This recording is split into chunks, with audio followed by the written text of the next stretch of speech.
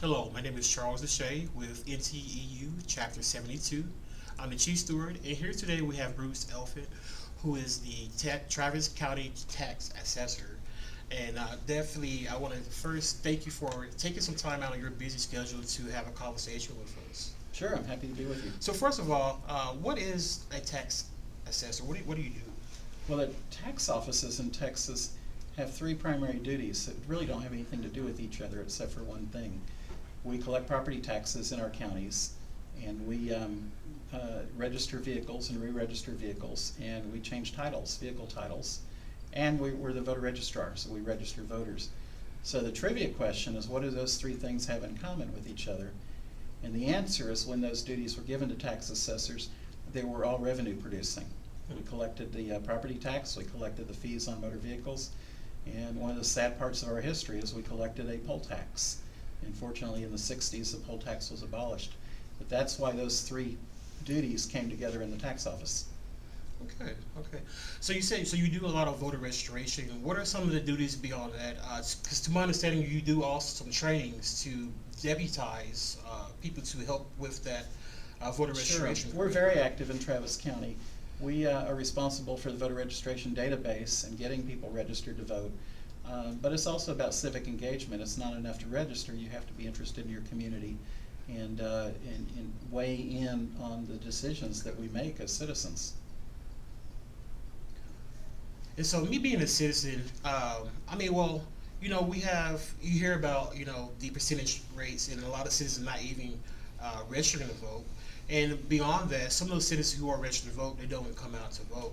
And so, why bother? Why should I bother with just registering to vote? I mean, what is it in it for me being a citizen in Travis County? Well, we live in a democracy, and the idea of a democracy is that the people are in charge of the decisions. We drive the train, Okay. and we elect people who are going to carry out our interests.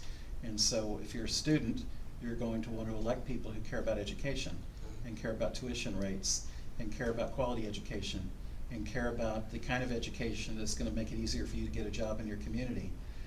If you're a business person, you care about attracting good jobs and good services in the county, so your business will thrive. All citizens need to care about their roads and their parks and their libraries and all these services that we take for granted. City council members, commissioners, school boards, legislators are making decisions all the time that impact the kind of services we're going to receive and the taxes we're going to pay for them. And the way democracy is supposed to work is we're supposed to elect people to go make those decisions for us. And if we're happy with those decisions, we go re-elect them. And if we're not happy with those decisions, we go defeat them and elect somebody else. But that's how it's supposed to work. Unfortunately, the United States is 100th in the world in voter turnout. We're 100th, not 10th or 50th. And so of the democracies in the world, we're 100th. But it gets worse. Texas is 50th in the nation when it comes to voter turnout. And so the citizens in Texas are driving the train less than in anywhere in the country, and almost in the world. And so the special interests have an easier time manipulating elections when people don't vote.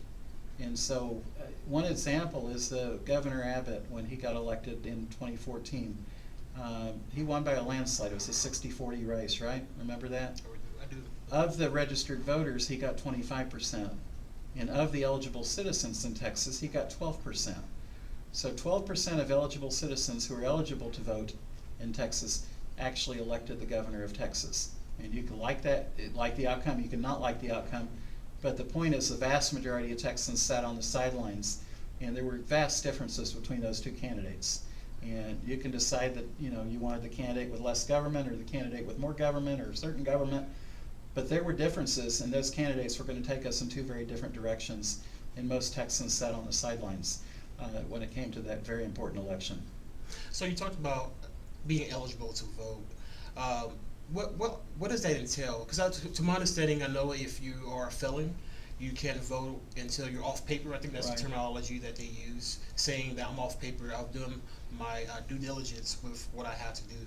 And so, do you think that has a large percentage rate or a large deal within that percentage rate of people who is eligible to vote? 'Cause I mean, do felons know they can vote if they're off paper, or how do Some we do, communicate that? a lot don't. There's been legislation at the Capitol Okay. to educate, formerly incarcerated folks about their rights to vote. But those bills haven't gone anywhere, or they've been vetoed. And so you have a lot of people coming out of prison who don't know that they have the right to vote again. And if you have a felony conviction and you're off paper, which means you've paid your debt to society, you're eligible to vote again. And there's 500,000 felons in Texas who are eligible. And those people have a real interest in these elections because, it's hard for anybody to get started and find a job and to be able to buy a house and have good credit. But when you're coming out of prison, it's even harder. And you want elected officials that are looking for a way that, to help you get on your feet as well, because 99% of people in prison are coming out and they're going to assimilate back into society. And we want them to be successful. It's in our interest for them to be successful. Right. And it's in our interest to have elected officials who believe that. And so, I really encourage, and it's very exciting when people come out and they're off paper and they're very excited to be able to register to vote again, and they're back being involved in our community. That's really good to hear, and definitely hats off to you to enable those citizens to reclaim their duty, their civic right. So let's talk about Travis County. How is Travis County doing in regards to voter registration? Well, Travis County has sort of bucked the trend in Texas. Texas, I said, was 50th in turnout. Correct. Travis County, in terms of registration, is #1 among all the urban counties. And we're number 2 or 3 among the urban counties in turnout. And so in registration and turnout, we're doing quite well. Now, do we stack up against other states very well? Pretty mediocre, because the other states have so much higher registration rates and voter rates than we do. But for Texas, we're doing well. And I wish other counties would kind of copy what we're doing, both in the registration part and the civic engagement part, to try to connect the dots to people. Why is this important? When you ask people, would you rather live in a democracy or a dictatorship? People, well, of course a democracy. Do you vote? No, I don't vote. Then what's the difference between living in a dictatorship and a democracy if you don't vote? That's true. You're not weighing in on those decisions. And we spent $1 million on an election, running an election, and for 20% turnout, in the business world, they'd say that's not cost effective. And so, we need to decide if our democracy is worth it. If we're going to pay attention to the issues and the candidates on the ballot and weigh in like our founding fathers expected us to. Definitely. Are there some type of avenues in which you can talk about to help increase that percentage rate? Because I know a long time ago, I'm not sure if it's still current. Correct me if I'm incorrect, but we had a way in which you can text a short number code to a specific number, and it sent you a voter registration card, right? The text to register Text to program, we register. don't have that right now. Okay. We're negotiating, excuse me. We had it for the first time last cycle, and it was interesting because of all the people who responded to it, only about 25% turned back in their cards. We sent out a lot of cards, 25% turned back in their cards, so that was disappointing. But of the 25% who turned back in their cards, the voter turnout was about 80%. Oh, wow. So the people who followed through, they really voted in high numbers, and we're trying to figure out how we can get that 25% number up, so we'll have more people voting in the 80% range. And it was a very interesting experiment. We probably will replicate it, but we don't have an announcement on that yet. Okay. So it seems like those self-serve options are the way to go. How are other states doing? Do they have an online program, or do they have other self-serve options? I'm so glad you asked. I've been pushing for online voter registration for a number of years. 40 states now allow their citizens to register to vote online. Oh, wow. It's safe, it's secure, it's cheaper.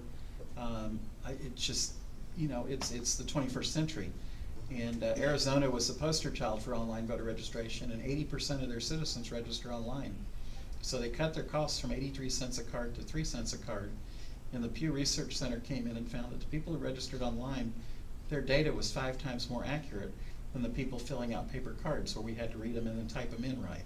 And that, that's kind of common sense. We would expect that. Right. And so I'm hopeful that next session the legislature will finally, excuse me, allow us to catch up with these other 40 states and allow our citizens to register online, because it's going to be easier for them. You can do it at home. You don't have to go out and try to find a card and find somebody to turn it into, or a mailbox, which is getting harder to find. And so, why not? It's working very well in these other states, and our citizens deserve to be able to vote online, or register online too. So definitely, Travis County is taking the lead on modernizing how we can register to vote. And so within Texas, I know this is a big topic going on, the redistricting of districts in Texas.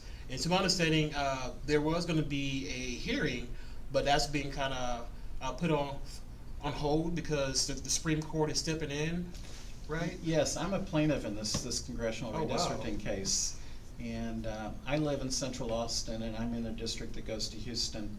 And from our front porch, we can see a district that goes to Fort Worth. Wow. And the district that goes to Fort Worth begins in deep East Austin and disenfranchises a community of African Americans who have to compete with the Fort Worth suburb. And their voices are never going to be heard. And that's not what redistricting was meant to be. So I'm part of the case, and we've won a number of lower court rulings. And the Fifth Circuit ruled in our favor, and we were supposed to have a hearing earlier this week to start drawing maps for the 2018 election. And that's when last week the Supreme Court stepped in and said that they wanted to take a look at the case. And so everything's on hold until the Supreme Court looks at the case. I'm hopeful that that we will get a favorable ruling from the Supreme Court, and that we can draw districts that make a little bit more sense. Travis County is the largest district in the county in the nation that doesn't have its own member of Congress. And what I mean by that is that we have 4 or 5 congressional districts in Travis County, Right. but none of those districts have the population center in Travis County. And so we're kind of like the middle of a pinwheel. And we have 2 districts that go to San Antonio, a district that goes to Houston, a district that goes to Fort Worth, and another district that goes to East Central Texas. And all the population, the majority of the population is outside of Travis County. So when you need something from your member of Congress, they're going to be paying more attention to other parts of their district where the population is more dense. And we're the largest in the nation that doesn't have that voice. And that's not how it was meant to be. Now that's political redistricting. The case that I'm involved with is racial redistricting. And it's about those African Americans in East Austin who really got cut off from having a voice. But there's a case out of Wisconsin that's gone to the Supreme Court that speaks to political gerrymandering, to where one party's trying to grossly benefit their party. And we've had gerrymandering. The Right. gerrymander goes back to the Revolution. I mean, there was a guy named Jerry Mander, where the first gerrymandering case came from in the 1700s. But it's really gotten out of hand, and you have a situation where one party voted maybe 2 million more votes for their party in Congress, and the other party in Congress has a majority. And it's kind of like the Electoral College. Now the majority of voters vote one way, and the Electoral College votes another way. Right. And it's really time that we look at how we create congressional districts and how we vote for president. If we really prize majority rule, then we probably ought to create systems that get closer to actually having majority rule outcomes. Okay. Well, again, Bruce, thank you for taking your time out of your busy schedule. I know you're very busy, and to have a conversation with me and also our members to give them a taste of what's going on around them. Well, thank you. I hope all your members will register and they'll vote, and they'll let their elected members know how they feel about the issues of the day.